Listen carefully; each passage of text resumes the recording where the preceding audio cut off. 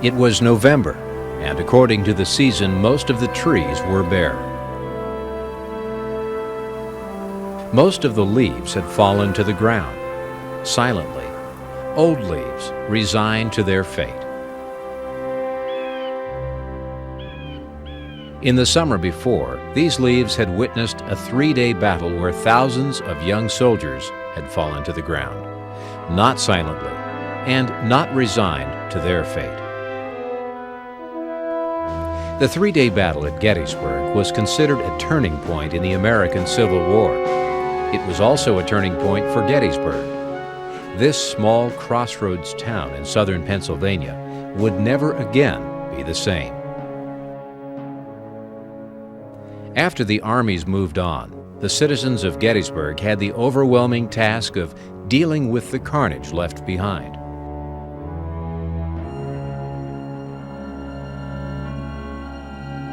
The devastation and the numbers were too great. Many of the soldiers who died at Gettysburg would have to be buried there. Land was acquired next to the town cemetery. A new national cemetery was established, and to honor the Union soldiers who died there, a dedication ceremony was planned. Edward Everett, a renowned orator, accepted an invitation to be the principal speaker.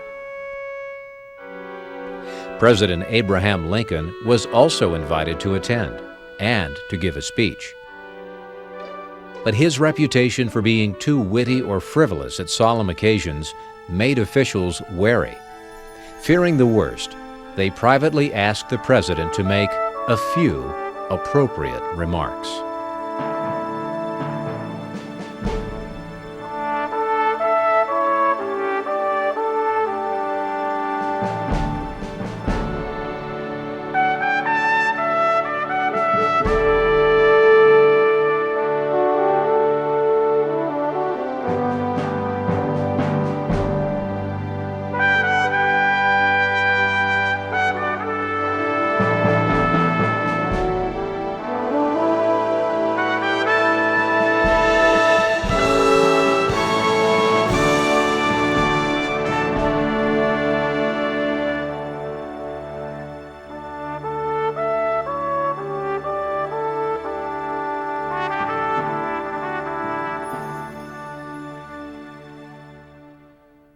(1834), Abraham Lincoln's political career began with his election to the Illinois State Legislature. 1846, elected to the United States House of Representatives, he served one term. 1855, he ran for the United States Senate and lost. In 1858, he ran for the United States Senate again and lost. In 1860, he was elected 16th President of the United States. By the time Lincoln took office in March of 1861, 7 states had left the Union.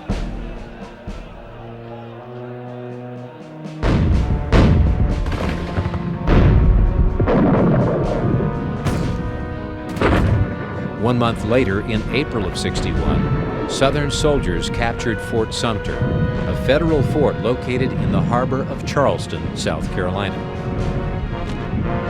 It was the spark that ignited the American Civil War.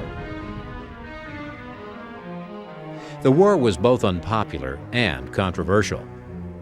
Unpopular because of the mounting death toll, the widespread destruction of property, and because friends and families were often pitted against one another.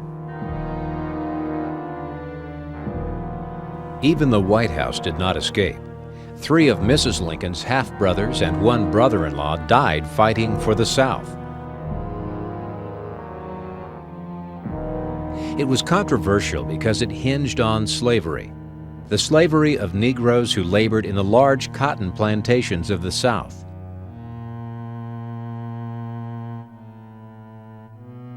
Although the Founding Fathers believed in equality, they tended to overlook the practice of slavery. Yet it was Thomas Jefferson who warned that this momentous question would someday strike like a fire bell in the night.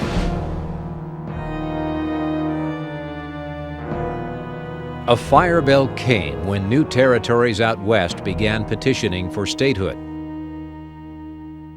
Back in 1820, the Missouri Compromise had balanced the free state of Maine with the pro-slavery state of Missouri. But in 1854, the Kansas-Nebraska Act allowed voters to decide whether their state would enter the Union pro-slave or free. To sway the vote, pro-slavers and free-staters rushed into the new territories. But the mix of old and new, slave and free, caused instant trouble. In eastern Kansas and western Missouri, border warfare became so violent that the territory of Kansas acquired a more descriptive name: Bleeding Kansas. Another fire bell came in 1857. In the Dred Scott case, the U.S. Supreme Court ruled that a slave was property and therefore not entitled to the rights of citizenship. And he believed slavery was a great moral evil. Lincoln said, "If slavery isn't wrong, then nothing is wrong." Whenever I hear anyone arguing for slavery, I feel a strong impulse to see it tried on them personally.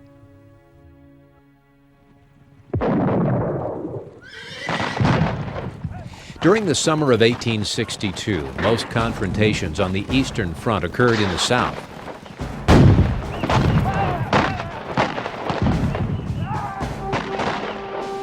Then in September, General Robert E. Lee began moving his army north across the Potomac and into Union territory, where he hoped to score a decisive victory on northern soil. On September 17th, near the town of Sharpsburg, Maryland, Lee's Army of Northern Virginia encountered General George McClellan's Army of the Potomac. On September 17th, from morning till night, the two armies fought, held their ground, and destroyed each other.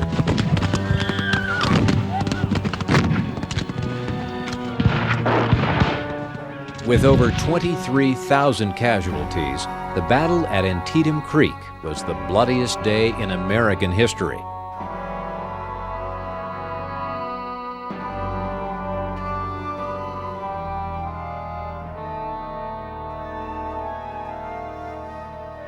For Lee, the heavy losses forced a retreat back to Virginia. Lee's retreat also gave Lincoln the opportunity to draft a document that he'd been working with for some time. On January 1, 1863, he signed the Emancipation Proclamation, which stated that all persons held as slaves in any rebellious state should be then, thenceforward, and forever free.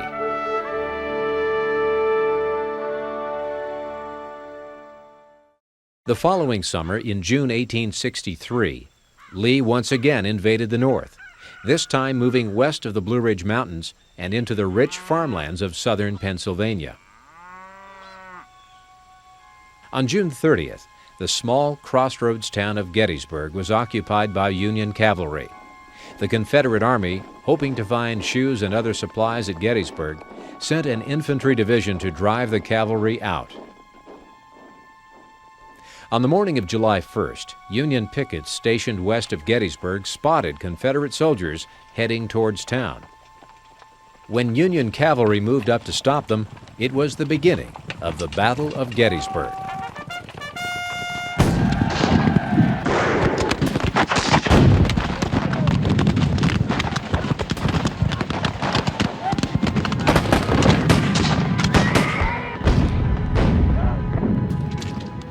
By afternoon, outnumbered Union troops were retreating through the town. That evening, they regrouped on two hills south of town, Culp's Hill and Cemetery Hill. Lee's generals pursued, then hesitated, then called off the attack. Had they continued, the outcome of the battle might have been quite different. During the night, General George Meade, newly appointed commander of the Army of the Potomac, brought in reinforcements. By morning, the Union line was no longer a weak position. On the morning of July 2nd, the two armies were facing each other, in most places about a half-mile apart. That morning, Lee ordered an attack on both flanks. On the left flank, when the Confederate charge finally came in late afternoon, there was fierce hand-to-hand fighting in a peach orchard.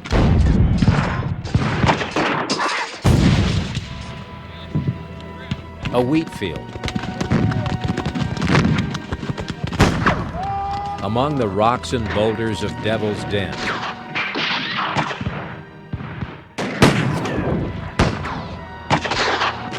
And on the slopes of a small but strategic hill named Little Round Top. At Little Round Top, after a long and grueling struggle, the rebels were driven from the hill. On the right flank, as the sun was setting, Confederate troops stormed Culp's Hill and Cemetery Hill, but were stopped when Union reserves made a strong counterattack.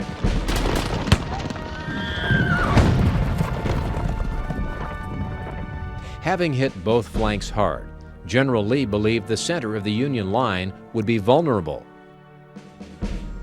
On July 3rd, he called for a striking force of 13,000 men to penetrate Meade's army and cut it in two. It began at 1 o'clock with a cannon barrage. 150 cannons, all aimed at Cemetery Ridge.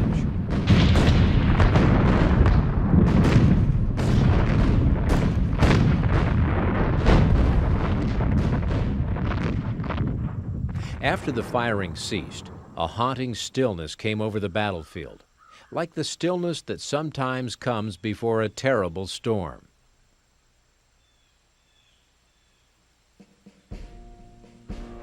Then, at 3 o'clock, wave after wave of gray broke out from the shadows of Seminary Ridge and into an open field. 13,000 soldiers, a formation 1 mile wide and up to 6 ranks deep. Crouched behind a rock wall, Union soldiers were waiting. When the enemy got close, they unleashed a tremendous volley of rifle and cannon fire. Bullets and shrapnel tore through the ranks as Confederate soldiers fell in appalling numbers. 10 to 20 at a time, then 50, 60, even 100 at a time. At one point they breached the rock wall, but only momentarily, as every Confederate soldier who crossed the wall was either killed or captured.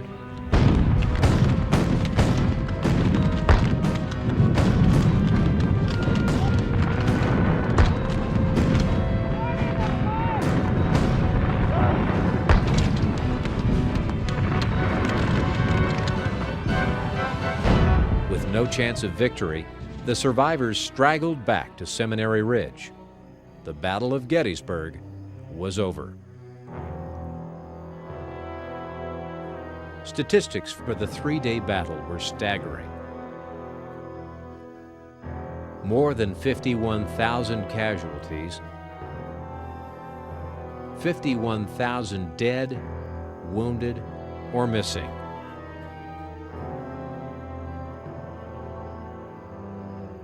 One out of every 3 who participated. 23,000 Union, 28,000 Confederate.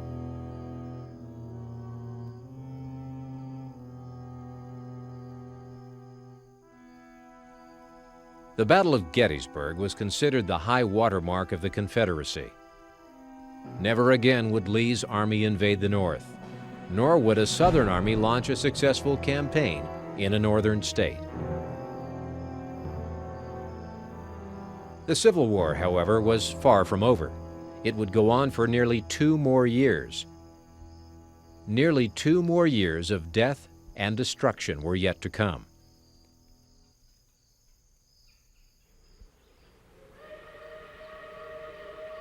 As the crow flies, it's only 60 miles from Washington, D.C. to Gettysburg. but by train in 1863, it was much longer. It took 3 separate railroads to get there.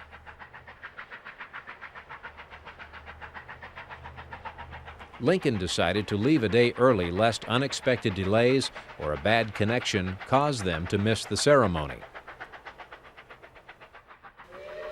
He had prayed to God for a victory at Gettysburg, and even though the victory was incomplete, he had been looking for an opportunity to speak to the nation about the importance of the war.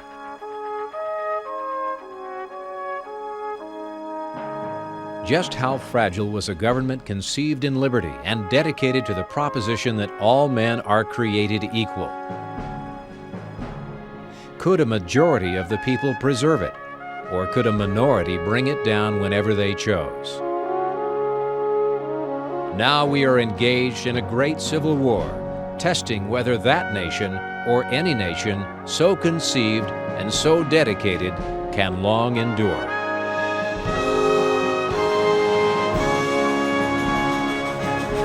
Actually, Lincoln had been preparing for this speech for quite some time, perhaps, as some would say, for most of his life.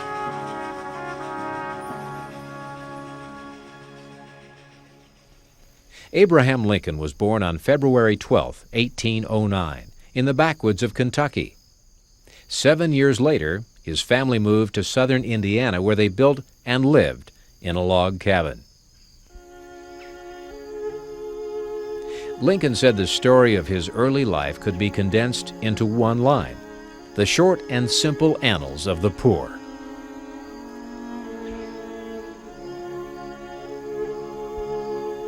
He was 9 years old when his mother died. A year later, his father married Sarah Bush Johnson, a widowed mother of 3. His formal education amounted to about 1 year, but encouraged by his stepmother, he became an avid reader and a good speller. At age 22, he moved to a governor, a senator, president of Harvard, and Secretary of State under President Millard Fillmore. Then at age 56, he launched a new career as a public speaker. Famous for his historical interpretations, he was the logical choice for this event. But at age 68, his health was failing, and some people close to him feared he would not hold up. However, after he started, it was obvious that he had risen to the occasion. When Everett finished, Chief Marshal Ward Lamon stood up and announced, "The President of the United States." As a nearby photographer was carefully adjusting his large camera, Lincoln rose to speak, slowly and mostly from memory. 77 years ago, our fathers brought forth on this continent a new nation, conceived in liberty, and dedicated to the proposition that all men are created equal. Now we are engaged in a great civil war, testing whether that nation or any nation so conceived and so dedicated can long endure. We are met on a great battlefield of that war. We have come to dedicate a portion of that field as a final resting place for those who here gave their lives that that nation might live. It is altogether fitting and proper that we should do this. But in a larger sense, we cannot dedicate, we cannot consecrate, we cannot hallow this ground. The brave men, living and dead, who struggled here, have consecrated it far above our poor power to add or detract. The world will little note, nor long remember what we say here, but it can never forget what they did here. It is for us, the living, rather to be dedicated here to the unfinished work which they who fought here have thus far so nobly advanced. It is rather for us to be here dedicated to the great task remaining before us. That from these honored dead we take increased devotion to that cause for which they gave the last full measure of devotion. That we here highly resolve that these dead shall not have died in vain. That this nation under God shall have a new birth of freedom, and that government of the people, by the people, for the people, shall not perish from the earth. Everett had spoken for nearly 2 hours, Lincoln for just over 2 minutes. The cameraman, surprised by the brevity of the speech, did not get a picture. First reactions were mixed. Some said dull and commonplace, silly, flat, and dishwatery, an insult to the memory of the dead. Yet others described it as brief and beautiful, large and lofty, the right thing at the right place. No one at that time could have predicted that in the years to come, Lincoln's Gettysburg Address would be singled out as one of the truly great speeches in American history. Common words, having only one syllable. Only 13 of the 271 words had 3 syllables. The language and style was not new to Lincoln. He had been using it most of his adult life. It came from the ancient Greeks, Shakespeare, contemporary books on American history, and from the Holy Bible. The cadence and rhythm came in part from the coupling of words. So conceived and so dedicated, little note nor long remember, and from using certain words over and over again. Dedicated, consecrated, nation. The day following the ceremony, a letter arrived at the White House. It was from Edward Everett. I should be glad if I could flatter myself that I came as near to the central idea of the occasion in 2 hours as you did in 2 minutes. To which Lincoln graciously replied, "In our respective parts you could not have been excused to make a short address, nor I a long one."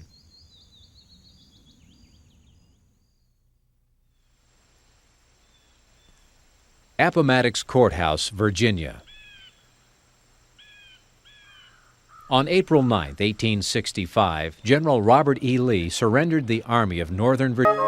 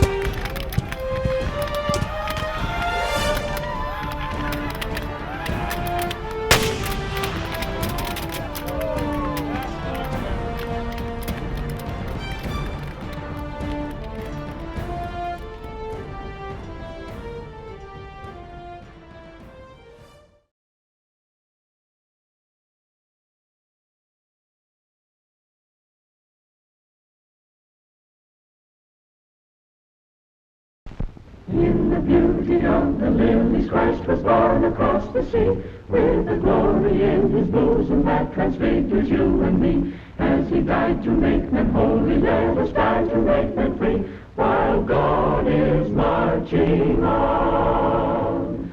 Glory, glory, hallelujah. Glory, glory, hallelujah. Glory, glory, hallelujah. His truth is marching on. Mine eyes have seen the glory of the coming of the Lord. He is trampling out the vintage where the grapes of wrath are stored. He hath loosed the fateful lightning of his terrible swift sword. His truth is marching on. Glory, glory, hallelujah. Glory, glory, hallelujah.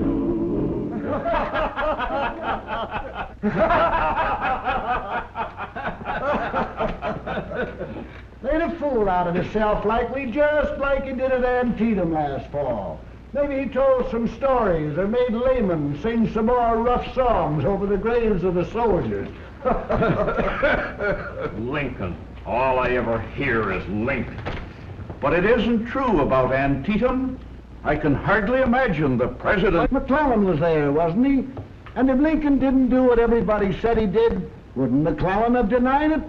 Look, every paper said that Lincoln was going to make a stump speech at the cemetery. Well, Phil would come with that mail and them papers. Lincoln shouldn't have gone anyway. Nobody wanted him. Says right here he was just sent one of them printed circulars. Shucks. Got one of them myself. And it wasn't much more than a week ago when they asked him to speak. Had to, most likely. Couldn't have the president there and not call on him to say something. Well, Chase didn't go, or Stanton. And General Meade wasn't there either. He said the Army needed him. Way I figure it out is this. Lincoln hasn't got a chance to be re-elected, and he knows it. Chase wants to be president. He wasn't going to Gettysburg and be the tail to a kite won't get off the ground. Meade didn't go because the president was going to be there. He's still hot under the collar on account of what President wrote him for letting Lee get away across the Potomac after the battle. There are a lot of people who think the president was right. The war might have been ended back there in July if Meade had followed Lee from Gettysburg. The Potomac was flooded, and Meade could have captured his whole army instead of allowing him 11 days to escape, and then claiming he had driven the invader from our soil. The president was angry, and properly, I think. If we're fighting to preserve the Union, then the whole country is our soil. Anyway, it was Meade who won the battle, wasn't it? And what right did Lincoln have to say that if he'd gone up there, he could have whipped Lee himself? That's right. First he wants to be a general and fight all the battles. And then he went to Gettysburg, like I said, to make a fool out of himself. If there's a wedding, Lincoln wants to be the bride. If there's a funeral, he wants to be the corpse. This man, Everett, is a orator, from what I hear. And mark my words, he must have made Lincoln look as roughless as a rebel shin plaster. It's hardly fair to expect Lincoln to have competed with Edward Everett. Everett was the orator of the day, while Lincoln, so the papers say, was just to give a few dedicatory remarks. Everett is a great scholar. He's a noted Boston minister. He's been president of Harvard, governor of Massachusetts, United States senator. Yes, an ambassador to England and secretary of state. Lincoln taught himself. Darn poor teacher, I'd say. I've never said Lincoln was a great man. Maybe he isn't. But he's come a long way. By the light of a pine knot, with a shingle for a blackboard, charcoal for a pencil, and a jackknife for an eraser. He taught himself to read and write and figure. And now he's president. But he won't be long. He's dead as a cock in a pit. Listen to this. Thad Stevens, Republican floor leader in Congress, when advised of the president's decision to speak at Gettysburg Cemetery, said, "The dead is going to eulogize the dead." That's it. The dead gonna bury the dead. Here's Phil now. Slaughtered molasses. Hold your shirt on. You ain't even got the kettle on. Folks will be coming for their letters before you get a chance to read them. Let me have Ed Small's New York Times. Met Phil Steele down at the depot this morning getting the train back to Washington. He was there. Said it wasn't much of a speech. Want to say here exactly what happened.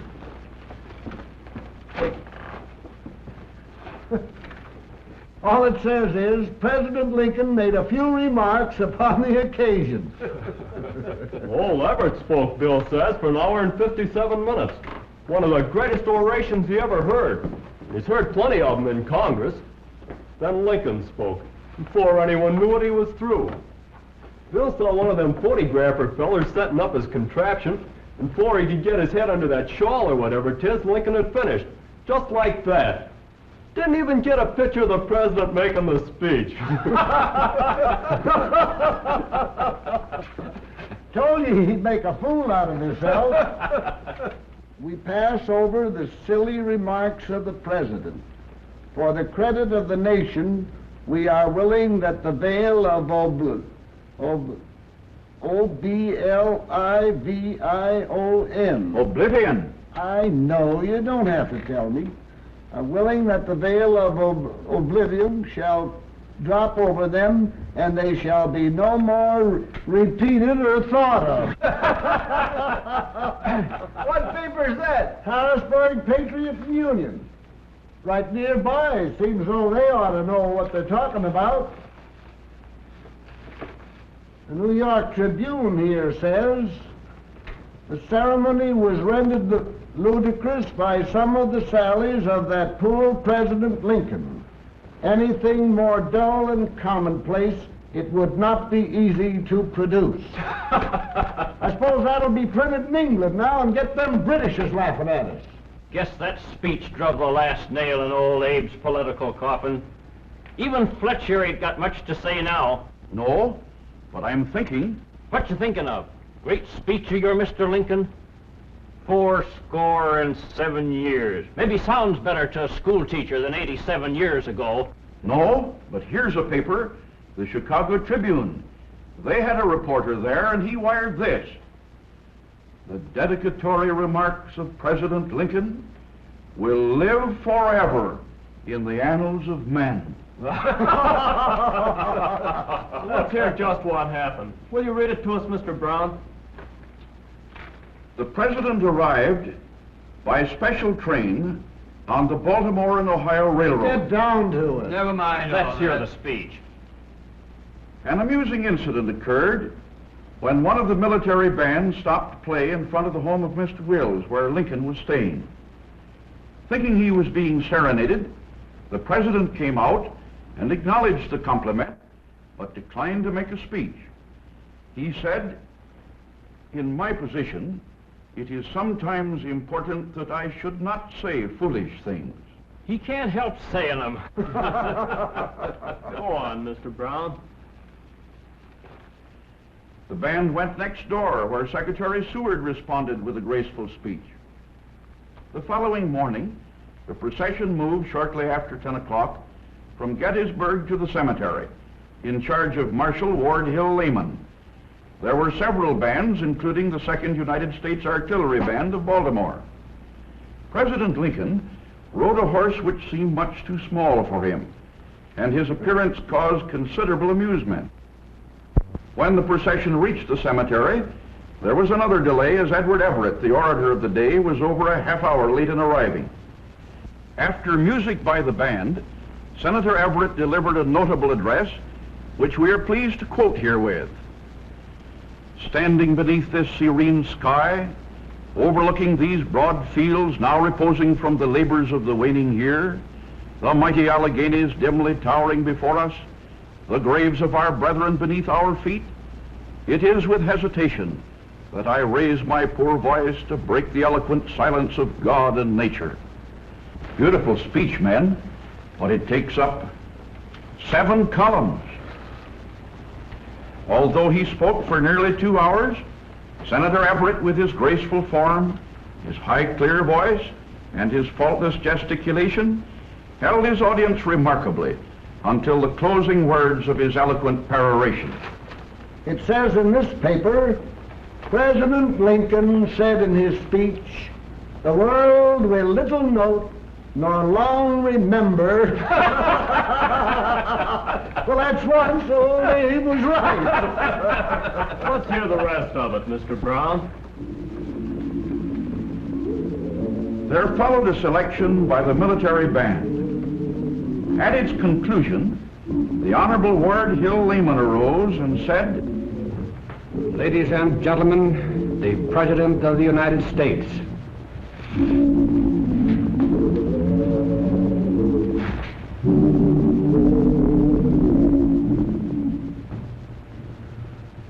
Fourscore-and-7 years ago, our fathers brought forth on this continent a new nation, conceived in liberty and dedicated to the proposition that all men are created equal.